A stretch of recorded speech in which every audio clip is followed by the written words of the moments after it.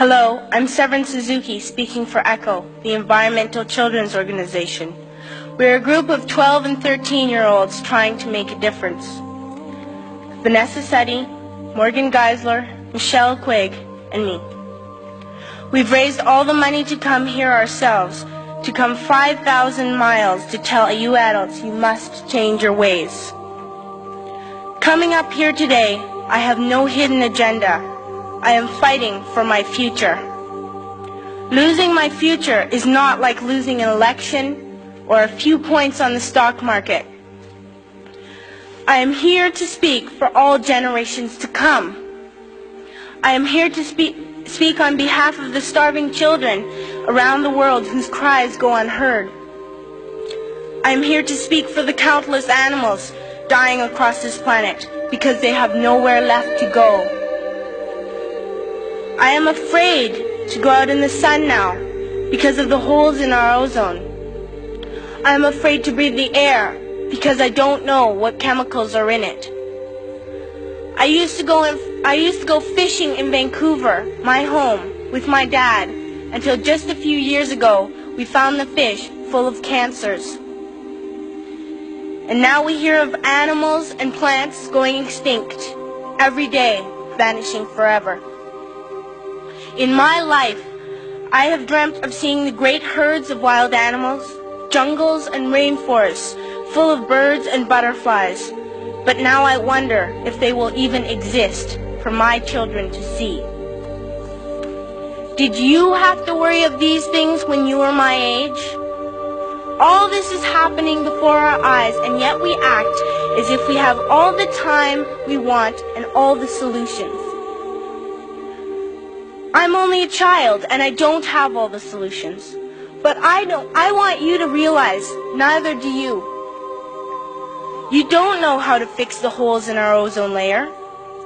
You don't know how to bring the salmon back up a dead stream. You don't know how to bring back an animal now extinct. And you can't bring back the forest that once grew where there is now a desert. If you don't know how to fix it, please stop breaking it.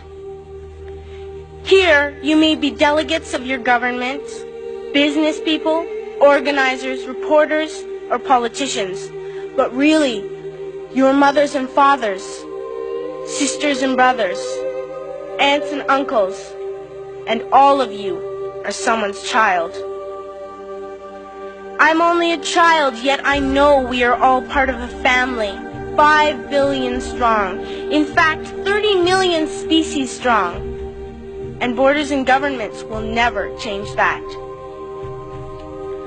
I'm only a child, yet I know we are all in this together and should act as one single world towards one single goal. In my anger, I am not blind, and in my fear, I am not afraid of telling the world how I feel. In my country, we make so much waste. We buy and throw away, buy and throw away, buy and throw away, and yet northern countries will not share with the needy. Even when we have more than enough, we are afraid to share. We are afraid to let go of some of our wealth. In Canada, we live the privileged life, with plenty of food, water, and shelter. We have watches, bicycles, computers, and television sets. The list could go on for 2 days. 2 days ago, here in Brazil, we were shocked when we spent time with some children living on the streets. This is what one child told us. I wish I was rich. And if I were, I would give all the street children food, clothes, medicines, shelter, and love and affection. If a child on the streets who has nothing is willing to share, why are we who have everything still so greedy? I can't stop thinking that these are children my own age, that it makes a tremendous difference where you are born. That I could be one of those children living in the favelas of Rio. I could be a child starving in Somalia, or a victim of war in the Middle East, or a beggar in India.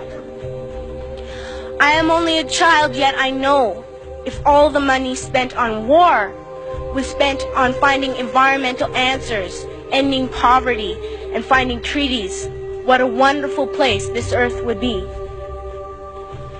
At school, even in kindergarten, you teach us how to behave in the world.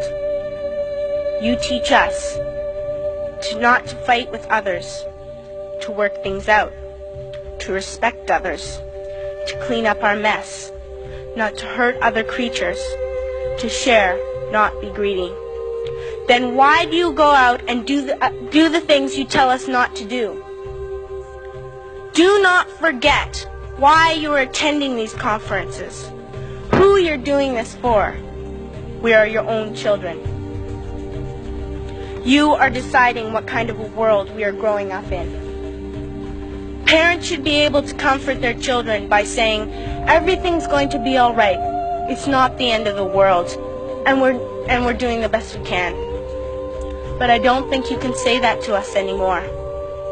Are we even on your list of priorities?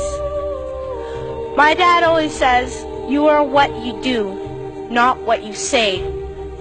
Well, what you do makes me cry at night. You grown-ups say you love us, but I challenge you, please, make your actions reflect your words. Thank you.